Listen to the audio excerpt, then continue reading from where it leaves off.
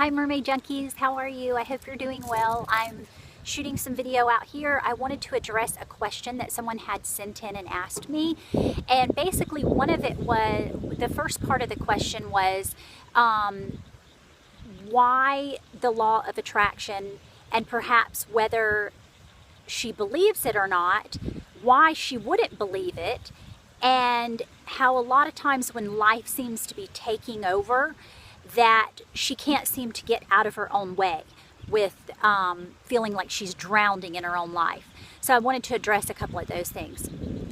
First of all, to believe in the law of attraction, you have to believe that there actually is something called the law of attraction. Because if you have two counterproductive thoughts, which would be, I believe in it, but I don't necessarily know that it's true, those are contradicting each other. So a lot of times what happens is when you have contradicting thoughts, you're not going to be able to possess the thought of the vibration of the one that you actually do think that is a good feeling thought, because you have this contradicting thought that's opposing it, which is, I don't necessarily know if it is true. So that's the one thing that you have to be clear on, is whether or not you believe something or you don't. And basically believing something is a thought that you've thought over, you've conditioned yourself to think that thought many, many times, and it becomes a belief. So in regards to the law of attraction, there's no one person that gets to have this or gets to have that.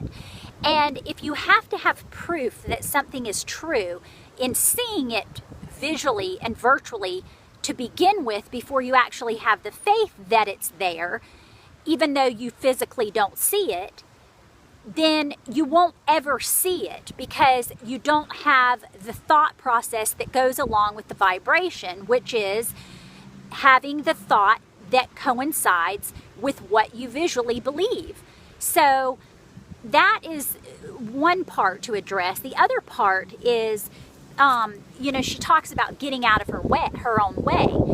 And I think the reason a lot of times this happens to people is, and I know from my own personal journey, is that when you have been conditioned for so many years to believe that things are a certain way, even though, like, even as a little child, say for instance, okay, so say for instance, as a child, I was taught, like, this just actually occurred, so I'm just going to use this as an example.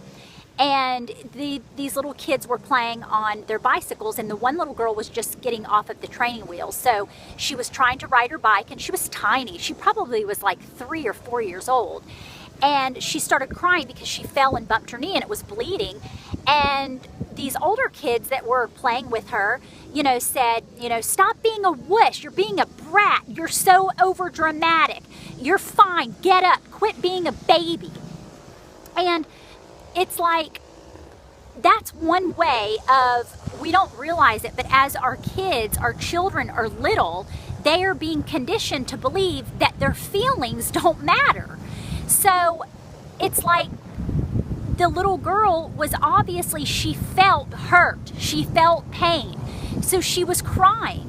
And it's like, let her cry. I mean, she's feeling something, but what we do as parents is like condition our kids to believe that it's like, you're not allowed to do that, that's inappropriate, stop doing that.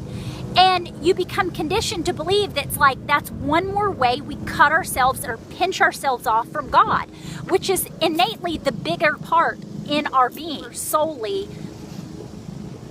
more so God than we are, our spirit is more so God than it is, a physical manifestation. But anyway, it's like, parents, stop doing that to your kids. I mean, let them feel, let them be, stop conditioning them to believe that they're not okay and they're not perfect the way that they are. That's exactly what our problem is as adults, because now we have to retrain ourselves to believe that we're worthy and that we don't have to earn love and we don't have to earn things based on conditions or, behavior or you can get this if you do this or whatever. And it's like, that's not the way God thinks. That is not the way God thinks.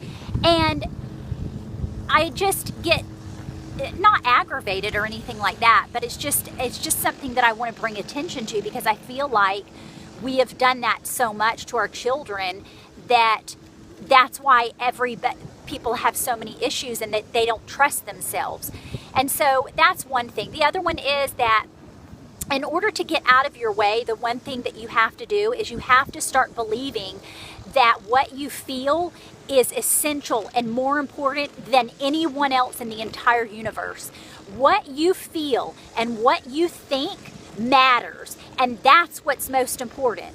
But what we've done is allowed ourselves to believe, by cultural differences, by being conditioned by our surroundings, circumstances, people in our lives, that we stopped. We pinched off ourselves that truly innately within our soul knows what we feel and what we want and what we desire.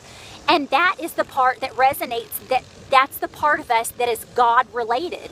But what we've done is we've shut that part of ourselves off, because for many different, numerous reasons. But we have to get back to feeling what we feel, and know that whatever I feel is okay, regardless of what anybody else thinks about me. Because when you are in alignment with God and yourself, and that means listening innately to what you feel, you can never go wrong, and you will never be unhappy. You won't be unhappy. The reason that people become unhappy is because they're going against what their true feelings are. And so when you're not in continual vibration with those thoughts and the feelings that are dwelling within you, that God-like being within your soul, your spirit, you are uneasy and you don't feel good. So you have to start to listen to your feelings. Listen to your feeling. Honor them. Honor yourself and respect yourself above anyone else, because when you do that, it will become easier and easier to listen to your spirit and listen to your soul, because that's what God is wanting you to do. That's how He's leading you and directing you, if you will just listen. And I hope this served you. I hope you're having a great day. And as always, I'm yours until my next swim. Send in some more questions. I'd love to answer them. Ciao.